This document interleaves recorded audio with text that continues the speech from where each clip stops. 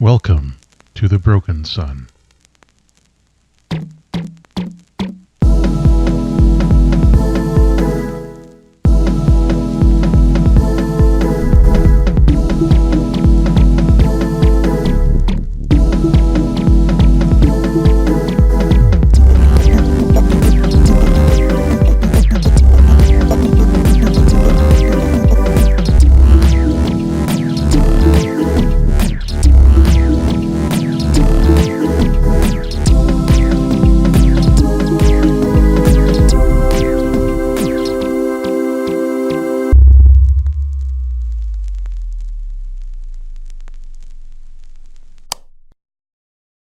Hey there, folks. Before we get started, I want to make an important announcement. In order to defray the costs of running a podcast, we have opened up a Patreon. If you'd like to support us, you can go to patreon.com/brokensunrpg. You'll see the link in the show notes. The main purpose of this is just to handle hosting fees, things like art, website hosting as well, and ideally we would like to start being able to pay for things like transcripts, and if we get to the point where we can upgrade our equipment, so much the better. And hey, you never know, shoot for the sky, maybe we can even get to the point where we have a little money left over to pay all of our players and performers, including myself, for all the work that they're doing here for free.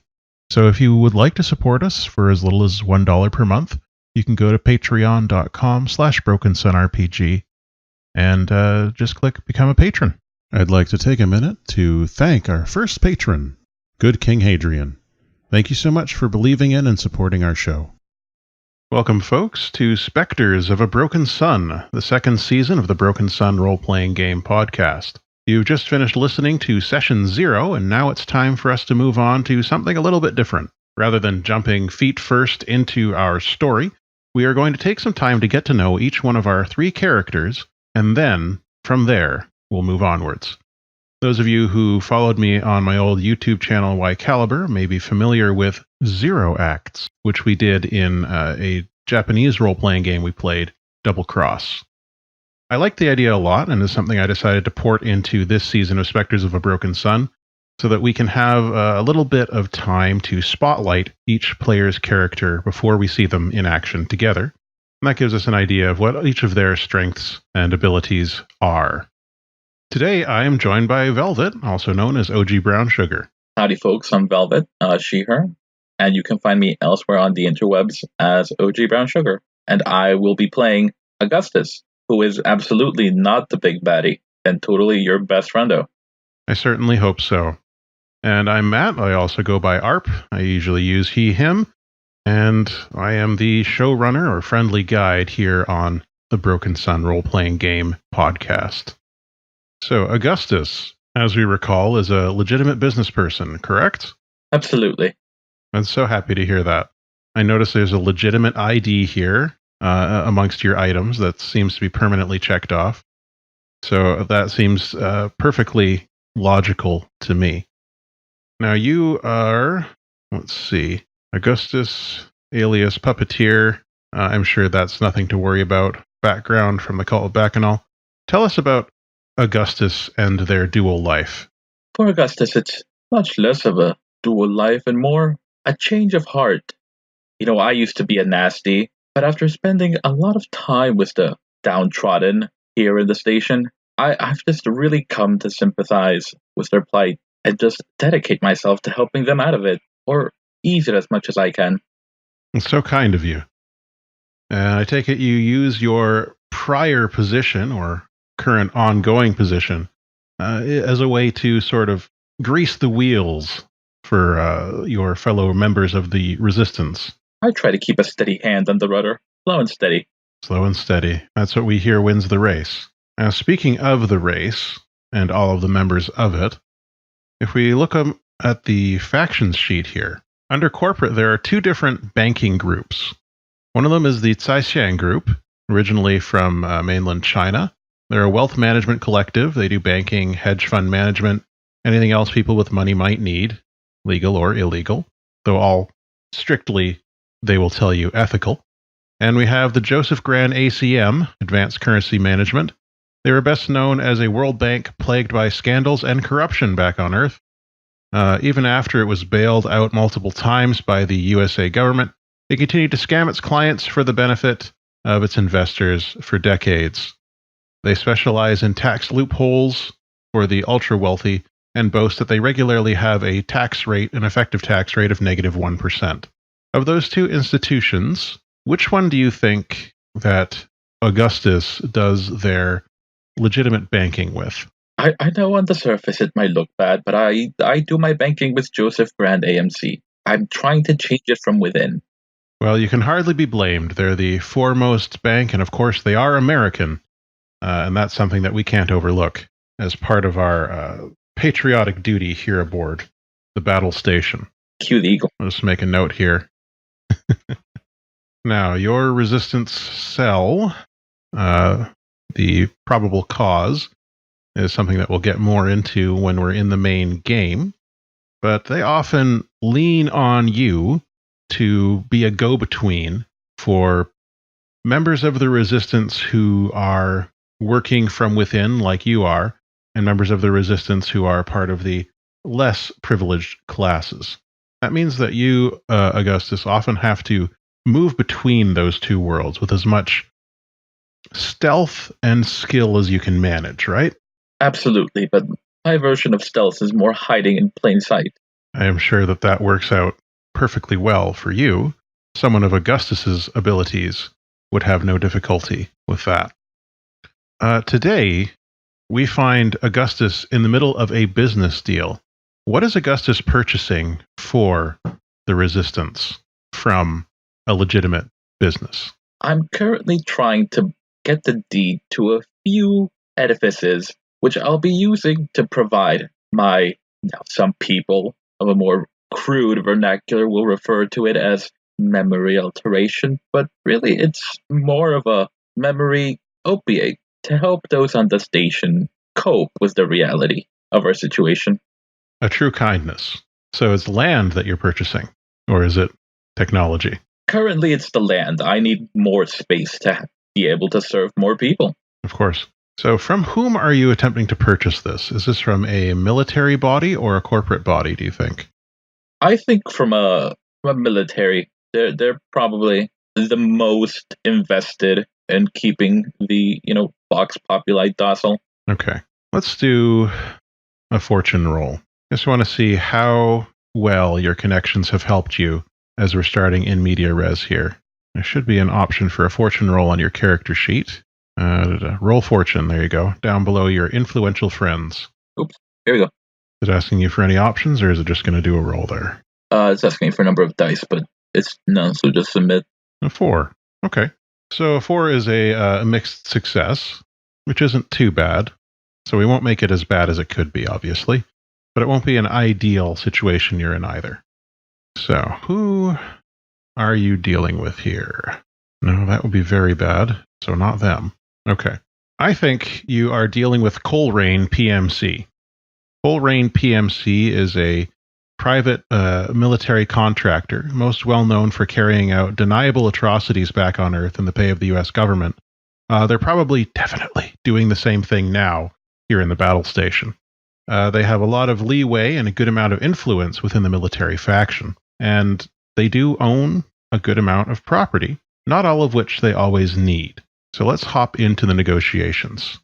Let me just grab a name here. Your point of contact, the person with whom you are meeting to finish up this transaction which you began, is named Leonidas Hensley. Leonidas Hensley is a mid-ranked individual in Coalrain PMC. Leonidas handles a lot of their business dealings, and in particular, a lot of their smaller holdings.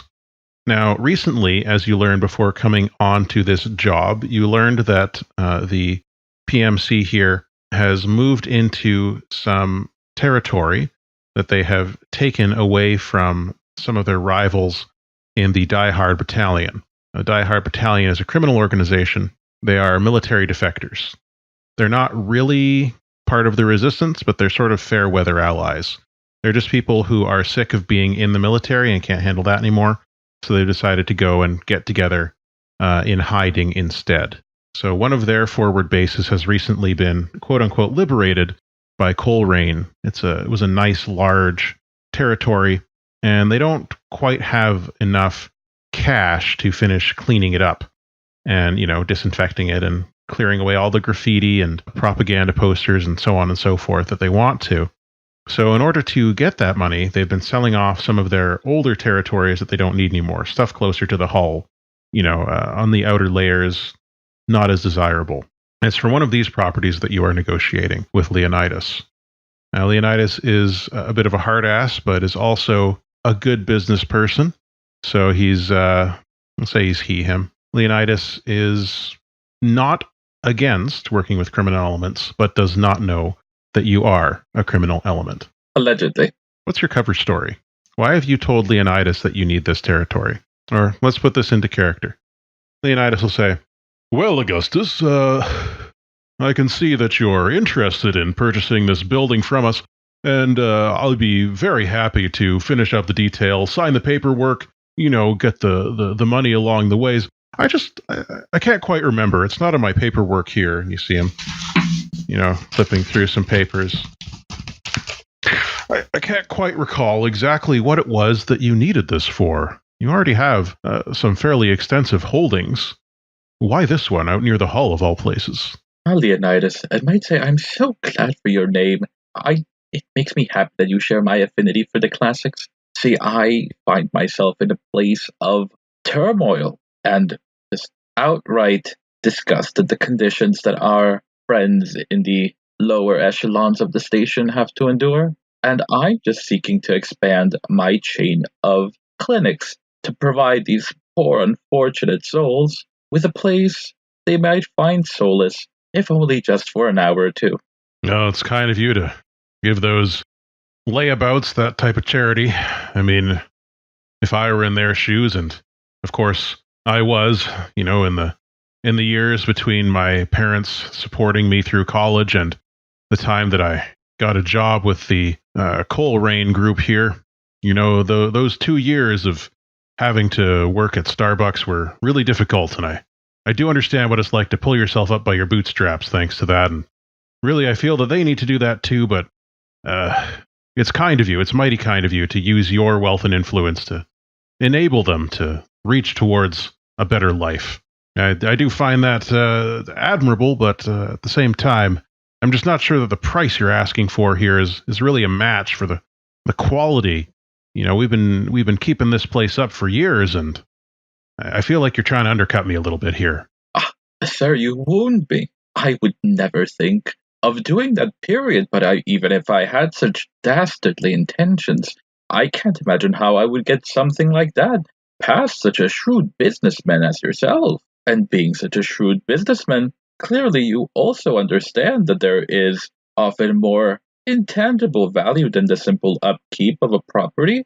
The Coalrain Group is a legitimate and, dare I say, impressive organization. However, due to the nasty, nasty rumors of competitors and detractors, you don't have quite the sterling reputation amongst those we're trying to reach out to. But if these buildings in question were to have been donated or charitably discounted for the use in assisting those less fortunate than ourselves, I'm sure that together we could begin to turn around that unfortunate reputation that has been unjustly leveled at you. I think you want to roll at this point.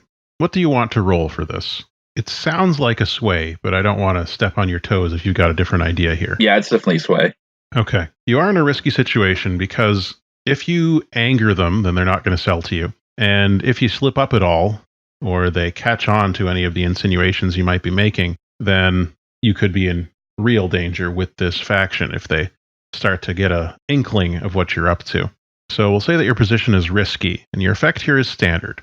You want to get them to accept the price that you've offered. You've got, 2 dice in sway. Oh, you already rolled it. Okay. I was going to, offer the usual. We've got doubles bargain, push yourself, and all that. But we've got 4s here. So again, lots of 4s. Seems to be a favored number today. You've rolled 4 4s so far today. Getting the 4s out of the way. in your 2 rolls. Yeah, I got to get them out of the way. Okay. Let's see what would be a good result here. Types, lost opportunity, worst position, harm. No. A complication, perhaps. I'm not complicated. He's complicated. Leonidas is a complicated man. So you're in the sim right now because this is where civilized business meetings would take place. So why don't you tell us what Augustus looks like as they are sitting across from Leonidas here? Well, Leonidas himself, he looks like a fit man. He's got a full head of hair, which he may or may not have had back when he had a body, but a full head of nice, properly blonde hair, swept back, sort of middling length. Think of like a Tom Hiddleston as Loki style hair, but in blonde and pushed back there. He's got one piercing blue eye, and the other one's covered in a plain black eye patch, which could be cosmetic for all we know. And he's wearing the uniform of the Coalrain PMC, which is, what should it look like? I think it's black, but it's like a black tactical vest. And underneath the black tactical vest, he is wearing like a button-up shirt, but the button-up shirt is in city camo, like that gray, white and blue city camo look, the urban camo. So that's their uniform. They've got the black tactical vest, the button-up shirt in the urban camo.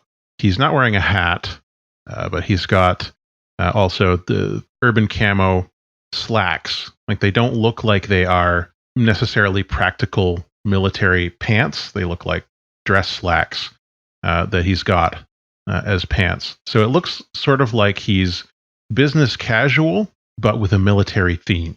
So if you imagine somebody who is working in, working at a desk job in an office, a white collar job, except their whole deal was urban camo and a tactical vest on top of that. So that's what he's wearing. How about you? He's not even wearing the tactical turtleneck. I've already lost all respect for this man. Augustus is fairly pale. They've got a pretty femme presentation, or at least like body shape, but their dressing aesthetic is like Dr. Frankenfurter if he had been like a general. Mm-hmm. Like, it's that like fancy military type getup with like a cape, but like ridiculous bright red heels and a monocle. Very nice. Of course, a monocle. It can't leave home without it. They've got white hair and a very tiny top hat. Sort of perched on the side of their head at a jaunty angle. Bingo. Perfect. Well, it's a fancy look. So Leonidas listens to your speech, and he frowns, like his brows draw together, and he's like, I can't argue that our reputation is affecting morale to an extent, and sometimes we'd like to be able to do a little bit more recruiting from those ranks of the people on the station, to fill out our ranks and maybe hold some more of this territory instead of selling it off. But you've got a point. This will be good optics for Coalrain PMC. We could certainly use that help, but I don't know. You put me in a corner. What can I say? We do need the money for this, so I'm going to accept your offer. And he gestures, and sort of a data pad appears from the ether, and he scrawls something on it and turns it over to you. It's a simple contract of sale. I would like to read over the contract just to make sure. Okay. You read over the contract, and it contains the terms of the agreement that you already made. It's got the price that you named. Everything appears to be in order, and it seems like this is just exactly what you agreed to. This is the deal you want. All right, if everything looks in order, I will sign. Okay. What's Augustus's signature like? It's a vague Hancock. Like, it's showy enough that everyone knows it's theirs, but is not reminiscent at all to their name. So they have plausible deniability and could be like, yeah, but anyone could do that. That's not me. That's fair. And perfectly fitting for Augustus. Okay. So Leonidas stands and offers a hand and says, can't say it's a pleasure doing business with you, but business is concluded, and we have accomplished a business. So good job, us. Go team. And I follow it with some very tiny golf claps. He sort of still has his hand extended towards you, and as you start clapping, he just slowly retracts it and shakes his head. Well, there's the door. I will sort of moonwalk out it and just very vaguely wave my hands while saying, "Oh, this, this is your first step in turning your image completely around. I can see it now. The Augustus Center for people who can't happy well and want to learn to happy better, provided by Coalrain PMC." As you're moving backwards through the door, he looks up and grunts, "Coalrain." The door closes, and does that take you out of the sim, or is Augustus going somewhere else in the sim at this point? I mean, if I've got the space, I probably would want to go inspect the space. Okay. So I am lowering your faction's status with Coalrain PMC to -1. They're not happy with this deal. They feel like you treated them poorly and that you insulted them in your business dealings. So that brings Coalrain down to -1, which I've added into the faction sheet. That's the complication we got. But you did purchase this land. Now, is this is real world land, right? In the physical space? Yes. Okay. So popping out of the sim, where is Augustus's chassis? Where is Augustus's robot body? In their office. Is their office in like a nice area, a middling area, or out near the edge? Unfortunately, it's out near the edge. It would not be seemly if I was like coming down from the ivory tower to help out a little bit here and there, and then went back to the ivory tower. So I'm really trying to walk a mile in their moccasins. Okay, so you're heading over to your newly acquired land, and it's a small building. It's like tall and narrow on this strata. So it's like I don't know, what am I comparing this to in my head? Like those new condos that they build where it's just like, it's 3 bedrooms, but it's stretched over 4 floors, which is very narrow, very tall, lots of stairs, ramps in this case. And it looks like, despite what Leonidas told you, they have not done much upkeep here. There are electrical cables sort of sparking in corners. Some of the ramps are pretty bumpy, and you can see rust and stains all over the place. It's not a nice building. You probably paid too much for this. How does Augustus feel about that? Augustus agrees, but they also feel like they pay too much for everything. So that's fair. Okay. Giving it a look over, do you want to do like an inspection of the site, or are you going to leave that for someone else to do? What do you want to do while you're here? I'll inspect it myself in case I can find anything interesting. Okay. How do you want to do that? What kind of roll do you want to make? I'll do a tune to see if I can find anything interesting. Okay. You are in a controlled situation here, and the effect will be standard, so let's give that a shot. And of course, if you want to push yourself or anything else along those lines, always got doubles bargains, pushing yourself, and there's no one here to assist you, unfortunately. Okay. We got ourselves a 5, which is a success. That's good. You are looking through this space, and aside from the issues with maintenance, it shouldn't be too much work, certainly not work that you're going to do, to fix this space up. Like, it'll take time, but it will suit your purposes to an extent. But you do find 2 surveillance devices that are still clearly active in this space. And those are just the ones that you find. I am not disappointed. Okay.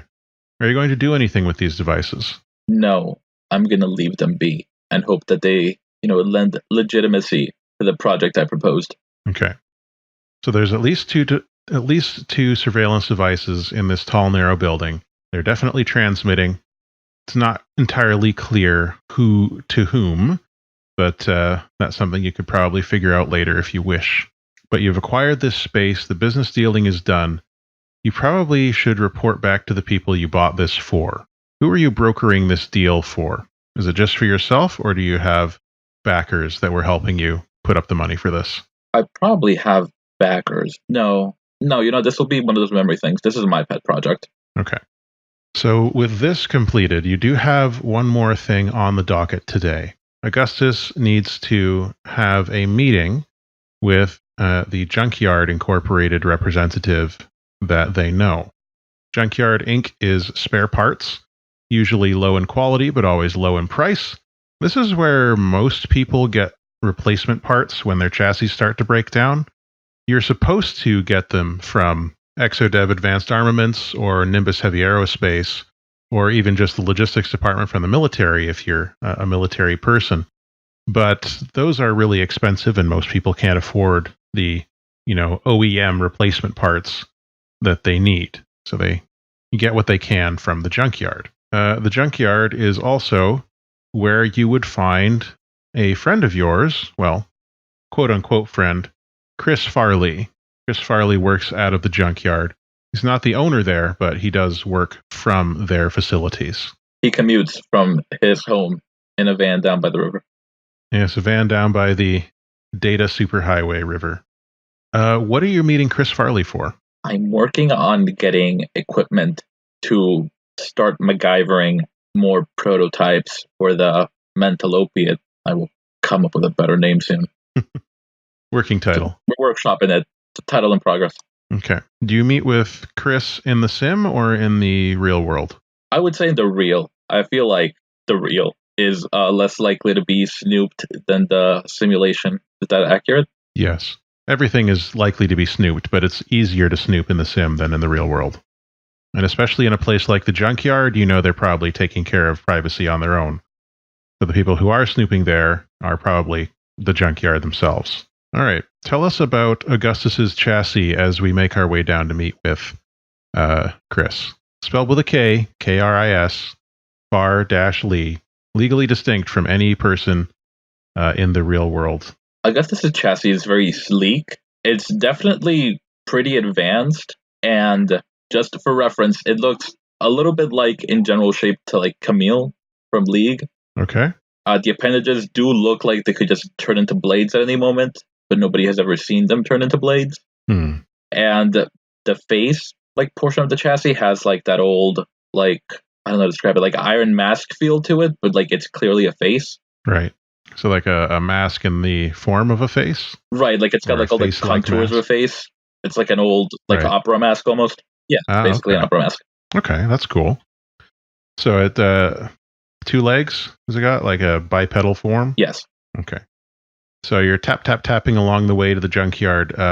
You are definitely noticeably out of place here. Out this close to the hull, most chassis are cobbled together or cheaper models. So you draw some looks from other chassis as you pass. You can definitely see that there are people taking note of you making your way to this part of the world. I will add that the chassis does look pretty creepy because it's very lithe, very thin, and it's got kind of impossibly long limbs. It looks kind of like the other mother in her monster form from Coraline. Oh, lovely. All right, you get down to the junkyard, and the guard there's gates at the front. This isn't an illegal operation necessarily. I mean, it operates with the at least tolerance of the military and the corporations here. But of course, it's like any black market. People from those areas come here to buy things occasionally, so they look the other way unless it's inconvenient for them to look the other way, in which case they do a raid or, whatever. But there doesn't appear to be a raid going on today. The guard at the gate is someone that you don't recognize. They must be new or returning since before you were last here. And they say, "Hi, what do you want then?" "Oh, I'm a frequent shopper. Are you new?" And the head just thrusts forward and the eyelights kind of flicker. This machine, it looks kind of like one of those big green bins. It's a large flared prism shape. It's got 3 wheels at the bottom and a series of manipulators that come out of the sides, some large, some small, and 1 large light on the front. And there's a circular speaker box below the large light on the front. So it looks like basically a big garbage can on wheels with arms sticking out of it. And there's a light and a speaker box, old school style underneath it. It's a gonk droid that can talk. If you flip the gonk droid up on its side, it would be closer to that. It's like a tall prism shape. And they're saying "Oh, oi, oi." And they back off a little bit and flinch as your voice sounds. "Easy now, you don't want me to call in the brute squad. Frequent shopper, well, give me your name, I'll see if it matches on the lists." "Oh, my name is Augustus. Like render unto, but without the Caesar." The light blinks at you once, and then they look back down to their lists. on a sort of cracked screen in front of them in their little office. Augustus, there you are. Okay. If you got any weapons, you leave them out here. Otherwise, come on in. And there's a little tray that comes out in case you've got any weapons on you. I don't carry weapons on me. All right. A pacifist. The tray goes back in. You roll through a sensor, a weapon sensor. Does it detect anything? Nope. Perfect. You roll on through and down to meet Chris where he is, down at his regular spot. Chris looks like, again, Chris has a very large mechanical body. Their chassis is like the size of maybe a car, but it's just box-shaped.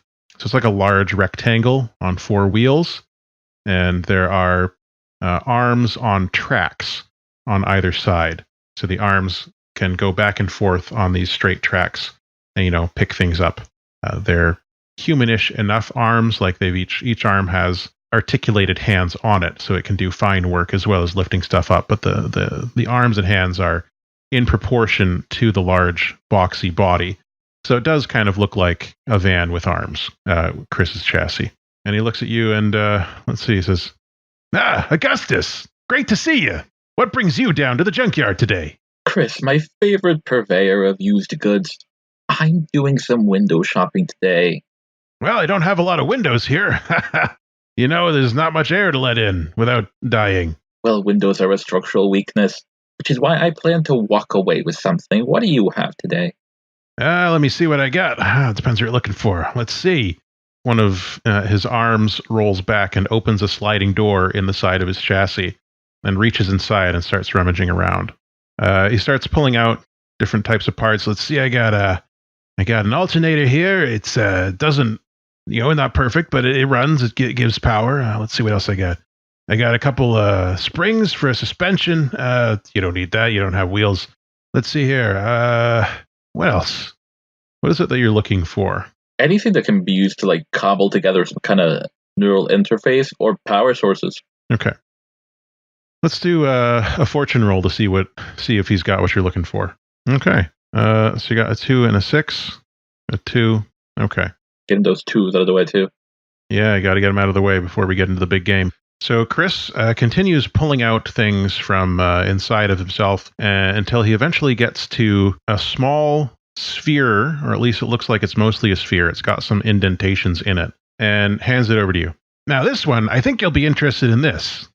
Now, from what I can figure, this is, and the van sort of style body leans towards you, like the whole thing. It was like going up on its suspension on one side, as if leaning in for a quiet chat there. I've heard that this is part of a memory unit from a mechanical chassis in the military.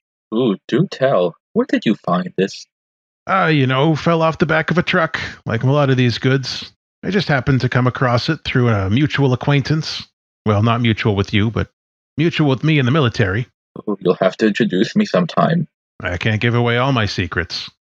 Well, listen, if you want this, I'll give it to you for a cred. Can I inspect the condition or try to attune to it to verify that it is that before purchasing? Let's see. Yeah, we can do an attune. This device is currently not powered, and it's not a familiar design to you. So I'm going to say you're in a controlled position. Actually, no, you're in a risky position if you're attuning with this. The effect will be limited. I'm glad that we're continuing on with our trend here. So that's a 3. Kick it all out of the way. 3 is the highest roll here. Okay. So you take this memory device, and how do you attune with it? What are you doing to study it? Augustus in general, but the chassis especially, has a very unnerving stare. And I think I'll just stare right into whatever Chris Farley sees out of, while running my hands eccentric mystic style, like a good 6 inches over the thing as they're holding it out. Mm-hmm. Okay. The closer your hands get to it, the more you can start to feel that there is a bit of a charge still left in there. There might be something. This might be something, but you're not entirely sure what it is. So you move your hand over it. You're doing your mystic style. And then all of a sudden, The mostly sphere rattles and then zips up into your right hand as if magnetized. And when it touches your skin, you get a sudden shock. And it hurts. You take a level 1 harm shocked here, unless you want to resist that, of course. I'll try to resist. Not that I think I have too much resistance. It'll be a prowess resist. You have 0 dice in prowess. But yeah, you're welcome to give it a try. Okay. You got a 4, so you take 2 stress. All right, 6 minus high side. Yeah, so you take 2 stress on that, and the shock is absorbed by some of your redundant systems that you have built into your chassis just for this type of situation. And you very briefly hear, not even necessarily hear, you briefly feel an emotion that you know is not your own as you touch this thing. So you're not entirely sure what it is, but there's something in here that can affect you. I'll take it. Okay. I guess take a cred out of your personal cash there. I think you start with 2, or at least maybe you start with 1. Well, anyways, take a cred out there. And yeah, you've got this weird sphere thing that has an emotion in it, as far as you can tell. Chris, his hand jerks back as the sphere leaps into yours, but seems happy enough to take your money. He says, all right, well, have fun with that, boss. Don't do anything I wouldn't do with it. Who am I kidding? Do I know Chris Farley to be someone who struggles with the robot life? Everyone does, because it sucks to be in a robot body when you're a human mind. But Chris does, as far as you can tell, well enough for himself that he's able to get enough sim time to stay on the right side of stable. He doesn't particularly enjoy being a van with arms, as far as you know. All right, I don't have anything off for him at this point. I think I will take my leave. Oh, no, wait, before then, I will once again lean in very conspiratorially. I think that's a word. But in such a way, I'll elongate my frame so that my wiry, puppety other mother somehow looks bigger than his van body. Mm-hmm. And I'll just whisper to them, Chris, I don't know if I've brought it up before, but I've been working on this sort of pet project to help, people ease the anxiety of living as a machine. So I would really appreciate it if the next time you find some of these memory field box doohickeys or neural interfaces, that you let me have first dibs. I will more than absolutely make it worth your while. One of Chris's chassis eyes, he's got 2, roughly where headlights would be, flickers off and on in a wink. And he says, yeah, of course. Anything for my favorite client. I'll see what comes in. Perfect. You're my favorite store in the junkyard. Of course I am. The only one that's willing to put up with you. You do indeed turn around and see other of the clunky chassis in the junkyard giving you a bit of a stink eye. This fancy chassis out here in the junkyard.